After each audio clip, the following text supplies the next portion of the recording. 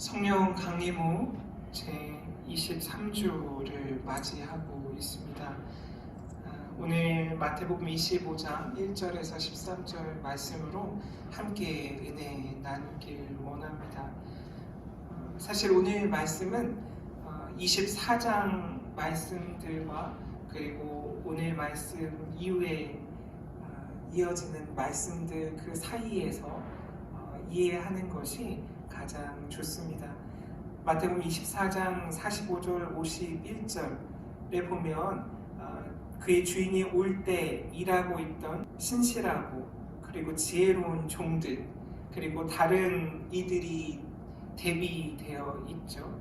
마태복음 25장 14절 30절 바로 이어서 나오는 부분을 보면 그 재산을 종들에게 맡기고 그것을 부지런히 성장시키기를 기대하는 그런 비유가 등장하죠. 이 두 이야기의 공통된 부분은 주인이 부재 중이라는 거죠. 그래서 주인이 없을 때 그 맡겨진 것들을 그 종들이 어떻게 대하는가에 대한 내용입니다. 오늘 말씀도 마찬가지입니다. 아직 기다리는 사람이 오지 않았을 때 우리는 어떻게 살아야 하는가. 그래서 오늘 말씀에서는 13절에서 깨어 있으라고 이야기하죠. 제자들에게 그리스도를 기다리는 방법에 대해서 이야기하고 있는 거죠. 마태 공동체가 살아가던 그때 아마도 예수님께서 십자가 사건과 부활 사건과 그리고 승천 사건 이후에 한 세대 정도를 더 지난 다음이겠죠. 그때를 살아가던 신앙 공동체에게 예수님의 다시 오심이 어떻게 받아들여졌는지, 그 임박할 줄만 알았던 재림이 어떻게 지연되고 있었고, 그 지연이 그들에게는 어떤 의미였을까를 우리가 생각해 볼 수 있는 그런 본문이죠. 그래서 예수님께서 다시 오시는 그 일이 늦어질 수 있다라는 것, 그것을 알고 있으라. 그때 어떻게 해야 할지 너희들이 생각하라는 그 요구가 오늘 말씀에 담겨져 있습니다. 그래서 그 당시 마태 공동체뿐만 아니라 지금을 사는 우리에게도 오늘 이 말씀이 중요하죠. 이 기다리는 10명의 처녀들, 그들이 마치 나라고 우리라고 이 교회라고 생각해 보라는 것이죠. 사실 그들이 기다리던 다시 오실 예수님, 그때의 지연에 비하면 지금은 거의 2000년이 지연되고 있고 늦어지고 있는 거죠. 그래서 그것에 대해서 과연 우리가 준비하고 있는가? 예수님을 정말 기다리고 있는가? 그래서 그들보다 어쩌면 우리에게 더 중요한 문제이고 그 일을 지금 우리가 어떻게 해 나가느냐에 따라서 앞으로의 이 기독교가 이 세상 가운데 어떻게 살아남을 것인지에 대한 문제가 연결되어 있다라고 생각을 합니다. 오늘 말씀 내용 중에 몇 가지 우리가 다시 한번 짚고 넘어가야 될 부분이 있어서 먼저 말씀드리면 이 10명의 처녀들은 들러리예요. 신부가 아니라 신부 집에 있던 신랑을 모셔오는 역할을 하는 신부의 친구들인 거죠. 그래서 그 신랑을 신부와 같이 모셔올 수도 있겠죠. 그를 데리고 와서 1주에서 2주가량 이어질 혼인잔치 그 장으로 안내하는 역할을 하는 사람들이죠. 또 여기서 또 중요한 것은 등불이라고 보통 되어 있거나 등잔 이렇게 되어 있을 수도 있는데 실제로 여기서 나오는 그 불은 횃불에 가깝다라고 학자들이 이야기해요. 그래서 한번 횃불에 불이 붙으면 그 헝겊이나 이런 천에 기름을 묻혀서 그것을 둘러서 나무에 둘러서 횃불을 사용하게 되면 보통 한 15분 정도 탄다고 하거든요. 그렇기 때문에 기름이 준비되어 있어야 하는 거죠. 그리고 그 신랑이 보통 이렇게 신부집에서 떠나서 오는 그 행차가 그 당시에도 여러 가지 변수 때문에 늦춰지는 경우들이 종종 있었다고 해요. 그래서 그것을 충분히 예상하고 그 횃불의 기름을 준비하는 일, 그것이 사실 이 들러리들에게 중요한 일이라는 것이죠. 오늘 말씀 너무나 잘 아는 말씀이지만 여기 등장하는 여러 상황들을 저희들이 잘 곱씹어 보면서 다시 오실 예수님을 우리는 어떻게 기다려야 되는가에 대한 문제를 생각해 봐야 할 것입니다. 오늘 말씀은 특히 이 결론에 해당하는 그런즉 깨어 있으라 라는 이 예수님의 말씀이 도대체 어떤 의미인지에 대한 그 이야기를 함께 나누려고 합니다.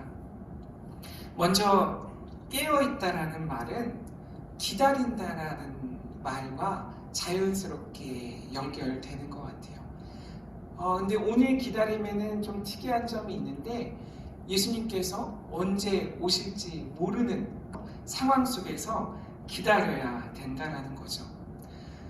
기다림이라는 것 사실 지금 시대에는 조금 어울리지 않는 말인 것 같아요. 어색한 표현인 것 같아요. 예를 들어보면 버스나 지하철 이런 교통수단을 기다리는 일에도 이제 우리는 인내심이 부족하죠. 제가 어릴 때만 해도 버스를 기다리는 일이 너무 자연스러웠던 것 같아요. 보통 20분, 15분, 더 길게 기다리면 30분까지 기다리고 특히 막차를 기다리는 그런 기다림의 순간을 아직도 기억하고 있어요. 근데 지금은 여러 앱들을 통해서 그 차량들이 언제 도착할지 너무 잘 알고 있죠. 예정되어 있는 삶을 우리가 익숙하게 살고 있어요. 또 요즘은 가지 못하지만 노래방을 한번 생각을 해보면 예전에는 완곡이라고 할까요? 완창이라고 할까요? 노래를 처음부터 끝까지 부르는 일에 익숙했었죠. 근데 지금은 2절을 잘 기다리지 못하는 그것에 익숙해 있죠. 누군가 좀 그 노래를 다 들어야 되는 사람이 노래를 부르고 있어도 2절까지 듣기 위해서는 간주를 건너뛰죠. 그래서 간주를 점프하고 마디도 점프하는 그런 일들이 너무나 익숙한 우리의 모습이죠. 기다릴 수 없는 기다림이라는 걸 도대체 경험하기 어려운 그런 시대를 살고 있어요. 어젠가 제가 우연히 TV 채널을 보다가 에티오피아에 대한 그런 다큐를 보게 됐고 그 에티오피아 사람들의 생활 중에 그 사막을 건너는 기차에 대한 내용을 보게 됐어요. 아주 허름한 기차인데 이 기차가 너무 낡아서 부품들이 자꾸 고장나고 그 사막에선 그 부품을 조달할 수도 없더라고요. 그래서 기차가 멈춰요, 실제로. 그러면 사람들이 그때부터 기다리게 되는데 그 장면에 나온 기다림의 시간이 4시간이었어요. 그 기관사가 그 나사와 볼트 하나를 고장난 그 볼트를 발견했는데 그걸 대체하기 위해서 나무를 깎아서 직접 그 엔진에 그 필요한 부위에 집어넣는 것을 봤거든요. 그러면서 거기에 등장하는 어떤 여성이 인터뷰를 하는데 지금 3시간, 4시간 기다리는 것은 일도 아닙니다 라고 이야기하더라고요. 어떨 때는 3일을 기다린 적도 있대요. 그 사막에서 기차를 타고 가다가 기차가 멈춰서 그 기차에 기대서 3일 동안 기다리는 거예요. 그래서 그들이 할 수 있는 기다림에서 벗어나는 유일한 길이 무엇인가 봤더니 그 철길을 따라서 가는 거더라고요. 왜냐하면 철길을 따라서 가다 보면 언젠가 기차가 수리될 거고 그러면 그 기차길을 따라서 기차가 올 때 다시 그 기차를 타는 거예요. 그들이 기다림에 대처하는 유일한 방법은 먼저 출발해서 다시 그 기차에 타는 거더라고요. 여전히 세계 어느 곳에서는 이 기다림이 익숙하고 그 기다림을 통해서 여러 가지 일들이 일어나는 상황들을 보게 됐어요. 그래서 예전에 나에겐 기다림이 어떤 의미였지를 다시 되돌아보는 그런 기회를 갖게 됐습니다. 따라서 이런 기다림은 우리를 구별되게 하죠. 오늘 본문에 따르면 지혜로운 현명한 사람들과 미련한 사람들이 구별되게 되죠. 이 기다림에는 인내가 필요하고 계속 말씀드리지만 소망이 필요하죠. 믿음이 필요해요. 이 믿음이 있어야 인내하게 되고 그 인내하는 그 과정 전체가 우리의 소망이 되는 것이잖아요.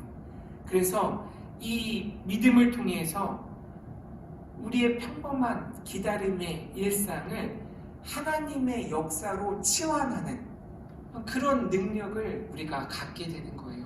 그래서 기다림이라는 시간은 우리의 믿음을 보이는, 증명하는 그런 시간이 된다는 거죠.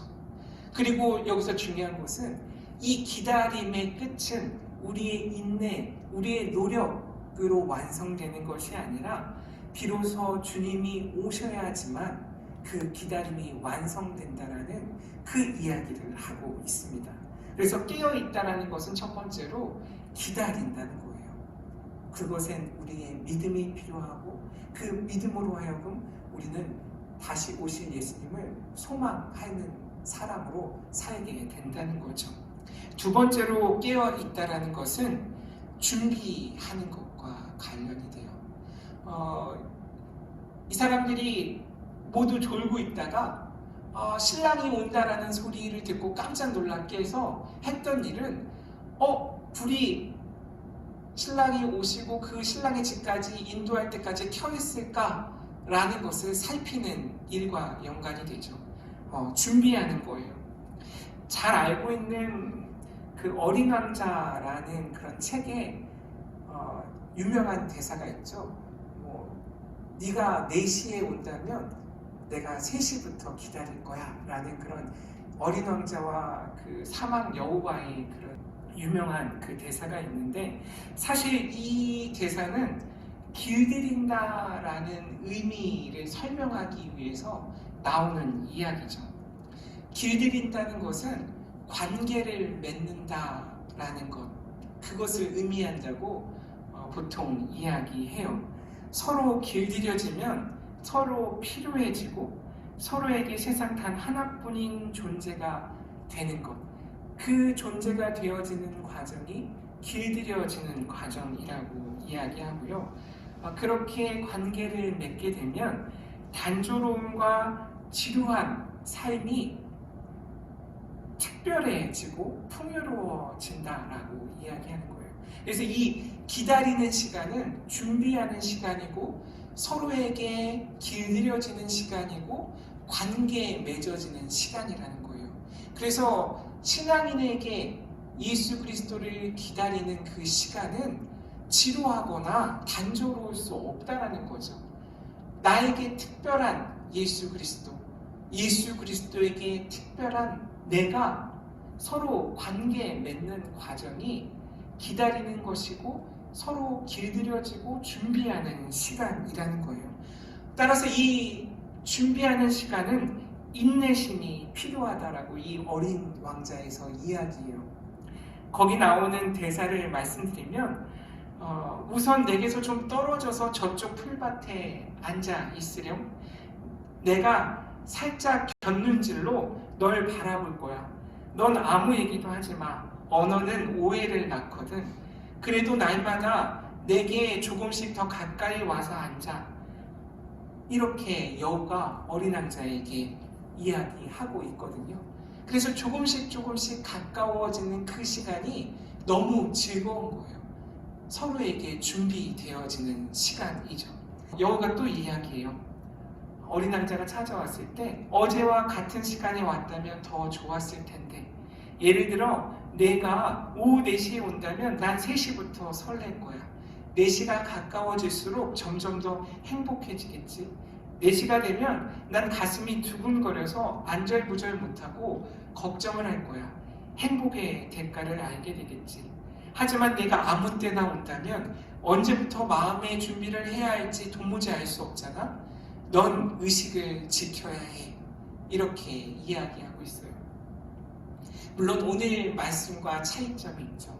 그것은 언제 올지 모른다라는 것. 그것이 어린 왕자에서 여호와의 대화와 우리가 처한 상황과의 차이죠. 언제 올지 아는 것이 중요함을 역으로 깨닫게 되죠.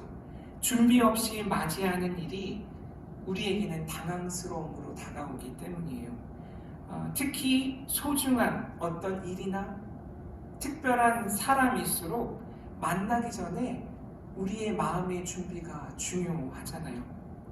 기다림이라는 것은, 그 준비하는 시간은 그 기다림을 다르게 만들죠. 다른 시간과 차이를 만들죠. 삶에 영향을 주고 변화를 만들어내요. 그래서 이 기다림이라는 것, 준비한다는 것은 마치 우리가 기다림이라고 생각할 때 아무것도 하지 않고 수동적인 어떤 행위라고 생각하기 쉽지만 사실은 무엇인가 해야 되는 거예요. 기다린다는 것은 능동적인 행동을 우리에게 요구하는 시간이라는 거예요. 그것이 바로 준비죠. 그래서 깨어있는 것은 우리에게 준비하게 하고 그 시간 동안 우리가 무엇인가를 끊임없이 하게 한다라는 거예요. 그러나 오늘 말씀처럼 그 날과 그 시각을 알 수 없을 때, 우리처럼 언제가 중요한 사람들에게 오늘 말씀은 어떻게가 더 중요하다고 우리를 초대하고 있는 거죠. 기다림에서 가장 중요시하는 언제라는 물음에서 벗어나서 어떻게라는 물음으로 우리의 삶의 방향을 바꾸라고 우리에게 요구하고 있는 거예요. 다시 오신 예수님을 기다리면서 우리가 어떻게 살 것인가, 어떻게 준비할 것인가, 어떻게 능동적으로 그 삶을 채워나갈 것인가. 앞서 말씀드린 그 믿음과 소망 사이에 무엇을 채울 것인가, 우리는 이미 알고 있잖아요. 사랑으로 채워야 된다라고 이야기하고 있었잖아요. 그 능동적인 준비가 바로 사랑이라는 거예요. 하나님을 사랑하는 것, 이웃을 사랑하는 것, 그것이 바로 깨어있는 자들의 준비하는 모습이라는 이야기죠. 오늘 말씀 속에서 등불을 점검하는 것, 기름이 충분히 있는지 살피는 것과 연결이 되죠. 어리석은 자들의 문제는 신랑이 오지 않을 것이라고 생각하고 있는데 있는 게 아니잖아요. 그들도 기다리고 있어요. 똑같이. 그들도 똑같이 졸고 있죠. 슬기로운 자들과 같이. 그러나 그들의 가장 큰 문제는 자신들이 예상하고 있는 시간이 있는 거예요. 아, 이때쯤 올 거야 라고 생각하고 있는 거죠. 그래서 그만큼 기름을 준비하고 있었던 거죠. 지난주 말씀과 연결되죠. 결국 하나님의 시간을 내 시간에 맞추려는 것, 그것이 미련하다는 것이죠. 말씀 위에 군림하려는 것, 그것이 미련하다는 것이고, 내 기대와 내 뜻에 맞는 예수 그리스도를 기다리고 있는 것, 그것이 미련하다는 것이에요. 내 입맛에 맞는 신앙생활을 고집하는 것, 그것이 미련하다고 오늘 예수께서 우리에게 말씀하고 있습니다. 따라서 현명한 처녀, 들러리들의 관심은 자신이나 동료의 처지에 있지 않아요. 신랑을 혼인 잔치와 그 신방으로 안전하게 인도하는 데 있는 거예요. 그래서 준비한 기름을 신랑을 인도하는 그 일에 사용하는 것이 그들의 관심사였고, 사실 더 중요한 것은 신랑과 함께 그 혼인잔치에 들어가는 것이었어요. 그래서 매정하게 들릴지 모르지만 내 것을 너와 나눌 수 없다라고 이야기해요. 왜냐하면 그 목적에 따라 그 기름을 써야 하기 때문이고, 기름이 무엇인가에 따라 조금 이 해석이 달라질 수 있지만 적어도 기름은 남과 나눌 수 있는 것이 아니다라는 것을 우리가 깨달을 수 있는 것이죠. 그리고 마지막으로 깨어있는 것은 앞에 망각이라는 단어를 첨부했을 때 조금 더 완전해지는 것이 아닌가 저는 생각해 봤어요. 요즘 최고의 관심사가 아마 미국 대선 결과인 것 같아요. 어제 확정됐다라고 신문에서 발표됐죠. 46대 미국 대통령 바이든이라는 분이 당선됐다고 하는데, 뉴욕타임즈에 이렇게 기사가 났더라고요. 바이든 비츠 트럼프 이렇게 됐어요. 그리고 그 부제로 Harris is first woman elected vice president 이렇게 됐어요. 그래서 최초의 여성 대통령으로는 해리스라는 여성이 바이슨과 이 선거 메이트였고, 이 둘이 당선됐다라고 합니다. 바이든이 77세고 엄청 나이가 많죠. 트럼프도 74세라서 나이가 적은 게 아닌데 더 나이 많으신 분이 대통령이 된 것 같아요. 미국 대선은 우리랑 좀 시스템이 다르고 복잡해서 저도 잘 이해는 안 가지만 아무튼 매직 넘버라는 그 선거인단 270명이 넘어가는 순간 당선됐다라고 이야기하는 것 같아요. 그래서 이 사람이 당선됐다는 확신이 들고 처음 한 그 말이 분노를 뒤로하고 하나 될 때다 라고 이야기했고, 아마 트럼프는 골프 치고 있는 것 같아요. 지금 어떻게 될지 아직 알 수 없는 상황이죠. 도널드 트럼프는 아마 20세기 이후 재선에 성공하지 못한 6번째 대통령이라는 그런 수식어가 이제 따라다닐 운명에 처해 있죠. 재선에 성공하지 못한 미국 대통령 중에 지미 카터라는 분이 있어요. 아마 이분이 살았던 그 시대가 처한 상황이 아주 혼란했던 시기였기 때문에 대통령을 하고 있던 시기에는 인기가 없었던 대통령 중에 하나였어요. 근데 이분이 지금까지 살아온 그 삶의 과정을 보면 그 뒤로 점점 사람들에게 회자되고 이분의 삶이 조명되는 그런 삶을 산 대통령이 아닐까 생각하는데, 찾아봤더니 전북대학교에 지미 카터 국제학부라는 그런 과가 있더라고요. 지금은 그 이름이 변경돼서 국제인문사회학부로 변경됐는데, 우리나라 국립대학의 어떤 특정 학과의 이름에 지미 카터라는 이름이 쓰일 정도로 이 사람의 삶에 대해서 높이 평가하는 거죠. 이분이 39대 미국 대통령이었는데 지금 96세세요. 그래서 살아있는 미국 대통령 중에 가장 고령의 대통령이시고, 작년에 유명하죠. 이렇게 다쳤는데도 불구하고 95세의 나이에도 그 헤비타트라고 하죠. 그 집 없는 사람에게 집을 지어주는 그 모임에 참여할 정도로 여러 가지 사회 공헌을 하고 노벨 평화상도 수상했던 일로 유명한데요. 이분이 지금도 다니는 그 교회 이름이 마라나타 침례교회예요. 오늘 말씀과도 묘하게 연결이 되는데, 마라나타라는 뜻이 고린도전서 16장 22절에 딱 한 번 나오는데, 주께서 임하시느니라 우리 주여 오소서라는 의미를 갖고 있거든요. 그래서 이 마라나타 침례교회에서 이분이 지금도 주일학교 선생님을 하고 계시대요. 가끔 주일 설교도 하고 그렇게 신앙생활을 하고 있는데, 이분이 한 말 중에 이런 말이 있어요. 마치 예수님이 오늘 오후에 오실 것처럼 준비하며 살아야 된다 라고 말씀하셨더라고요.